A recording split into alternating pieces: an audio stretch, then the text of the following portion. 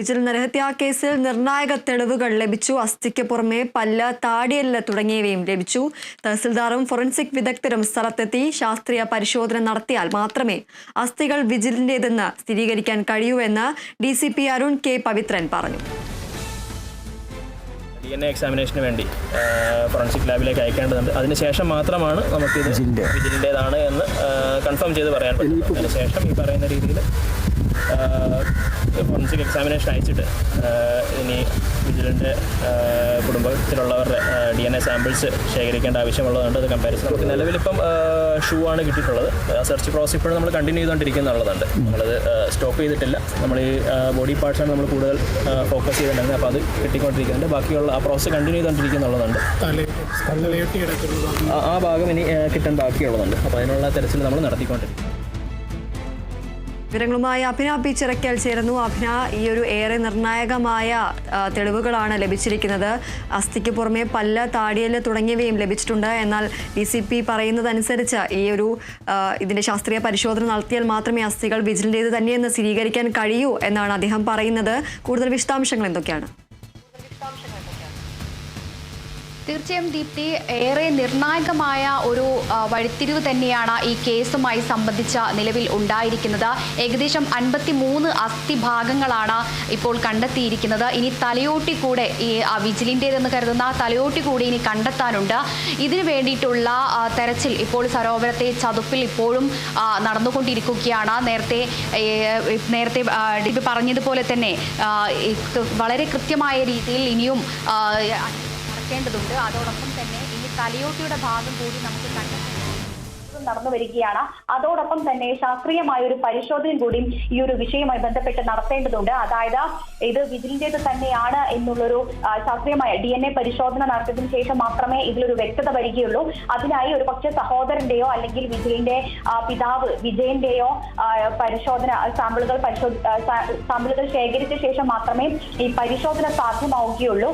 അതിനായി ഏതായാലും ഇപ്പോൾ കോഴിക്കോട് മെഡിക്കൽ കോളേജ് ആശുപത്രിയിലേക്ക് നിലവിൽ ലഭ്യമായ 53 അസ്ഥിഭാഗങ്ങളുമായി ഇപ്പോൾ ഫോറൻസിക് വിദഗ്ധർ ഉൾപ്പെടെ തഹസിൽദാർ ഫോറൻസിക് വിദഗ്ധർ ഉൾപ്പെടെ ഇപ്പോൾ പുറപ്പെടും. ഇവിടെ നിന്നായിരിക്കും ഇനി ഈ ഒരു DNA പരിശോധനയ്ക്ക് ശേഷം ഇത് വിജിലിന്റേത് തന്നെയാണോ എന്നുള്ള കാര്യത്തിലടക്കം ഒരു വ്യക്തത വരികയുള്ളൂ. അതോടൊപ്പം തന്നെ വിജിലിന്റെ പിതാവ് വിജയൻ പറയുന്ന ഒരു കാര്യമുണ്ട്. അതായത് 5ാം ക്ലാസ് മുതൽ കോളേജ് പഠനകാലം വരെ ഈ വിജിലിനോടൊപ്പം കൂടെ ഉണ്ടായിരുന്ന ആളുകളാണ് നിഖിൽ, അതുപോലെ തന്നെ ദീപേഷ്, രഞ്ജിത്ത്. ഈ 3 പേരും ചെറുപ്പം മുതലേ കൂടെ ഉണ്ടായിരുന്ന സുഹൃത്തുക്കളായിരുന്നു. മാറി മാറി ഇവരോട് വിജിൽ എവിടെ എന്ന് ചോദിച്ചതിന് കൃത്യമായ ഒരു മറുപടി തരാൻ ആരും തന്നെ തയ്യാറായിരുന്നില്ല. അറിയില്ല എന്ന് മാത്രമാണ് പറഞ്ഞത് എന്നുള്ളതാണ്. ഈ ഒരു സംഭവം വളരെ ദുഃഖകരമായ ഒരു കാര്യം തന്നെയാണ്. ഇത് തന്നെ സംബന്ധിച്ചിടത്തോളം ഒരിക്കലും അംഗീകരിക്കാൻ കഴിയുന്നില്ല തുടങ്ങിയ കാര്യങ്ങളാണ് വിജിലിന്റെ പിതാവ് വിജയൻ പറയുന്ന ഒരു കാര്യം. ഏതായാലും കഴിഞ്ഞ 2019 നടന്ന സംഭവമാണ്. ഏറെ വൈകിയാണെങ്കിലും 6 വർഷങ്ങൾക്ക് ശേഷമാണെങ്കിലും ഇതിലൊരു നിർണായകമായ ഒരു വഴിത്തിരിവ് ഉണ്ടാക്കാൻ പോലീസ് ഉദ്യോഗസ്ഥർക്ക് സാധിച്ചു എന്നുള്ളതാണ്. അതായത് ഈ മിസ്സിംഗ് കേസുകൾ വീണ്ടും എടുത്തു പരിശോധിച്ചപ്പോഴാണ് വിജിലിന്റെ കേസിലേക്ക് വീണ്ടും എത്തുന്നത്. പക്ഷേ അന്ന് പ്രതികൾ നൽകിയ മൊഴിയും അതോടൊപ്പം തന്നെ ഇന്ന് നടത്തിയ മൊഴിയും തമ്മിലുണ്ടായ ഒരു വൈരുദ്ധ്യമാണ് ഈ കേസിലേക്ക് ഇവിടം വരെ എത്താൻ സാധിച്ചത് എന്നുള്ളതാണ്. പക്ഷെ എങ്കിൽ പോലും പലതരത്തിലുള്ള സാഹചര്യങ്ങൾ, അതായത് പ്രതികൂല സാഹചര്യങ്ങൾ നിരവധി തവണ വന്നിട്ടുണ്ടെങ്കിൽ പോലും അവയെല്ലാം തരണം ചെയ്തുകൊണ്ട് തന്നെയാണ് ഇതുവരെ പോലീസ് ഉദ്യോഗസ്ഥർ എത്തിയത് എന്നുള്ളതാണ്. നേരത്തെ 29-ന് നിർത്തിവെച്ച ഈ ഒരു തെരച്ചിൽ പിന്നീട് ഏറെ വൈകിയാണെങ്കിലും 5-ാം തീയതി വീണ്ടും ആരംഭിക്കുകയും ഇവിടെ നിന്ന് ഈ വിജിലിന്റേതെന്ന് കരുതുന്ന ഇടതുകാലിലെ ഷൂ കണ്ടെത്തുകയും പിന്നീട് പ്രതികളുടെ മൊഴിയുടെ അടിസ്ഥാനത്തിൽ വെട്ടുകല്ല് ഉപയോഗിച്ചാണ് വിജിലിനെ ചതുപ്പിലേക്ക് താഴ്ത്തിയത് എന്നടക്കമുള്ള മൊഴി നൽകിയിട്ടുണ്ടായിരുന്നു. ഇതിന്റെ അടിസ്ഥാനത്തിൽ ഈ ഒരു പ്രദേശം കേന്ദ്രീകരിച്ച് നടത്തിയപ്പോൾ വെട്ടുകല്ല് ഇവിടെ നിന്ന് കണ്ടെത്തുകയും ചെയ്തിട്ടുണ്ടായിരുന്നു. ഈ കാര്യം തന്നെയാണ് പോലീസ് ഉദ്യോഗസ്ഥരെ സംബന്ധിച്ചിടത്തോളം ഏറെ ആത്മവിശ്വാസം ഉണ്ടാക്കിയ ഒരു സംഭവം.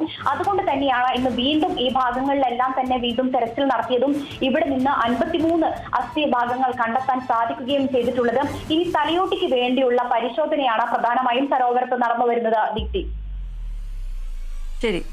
വിജിൽ നരഹത്യാ കേസിൽ നിർണായക തെളിവുകൾ ലഭിച്ചിരിക്കുകയാണ്. അസ്ഥിക്ക് പുറമെ പല്ല്, താടിയെല്ല് തുടങ്ങിയവയും ലഭിച്ചിട്ടുണ്ട്. തഹസിൽദാരും ഫോറൻസിക് വിദഗ്ധരും സ്ഥലത്തെത്തി ശാസ്ത്രീയ പരിശോധന നടത്തിയാൽ മാത്രമേ അസ്ഥികൾ വിജിലിന്റേതെന്ന് സ്ഥിരീകരിക്കാൻ കഴിയൂ എന്ന് DCP അരുൺ കെ പവിത്രൻ പറഞ്ഞു. അഭിന പി ചിറക്കലാണ് വിവരങ്ങൾ നൽകിയത്.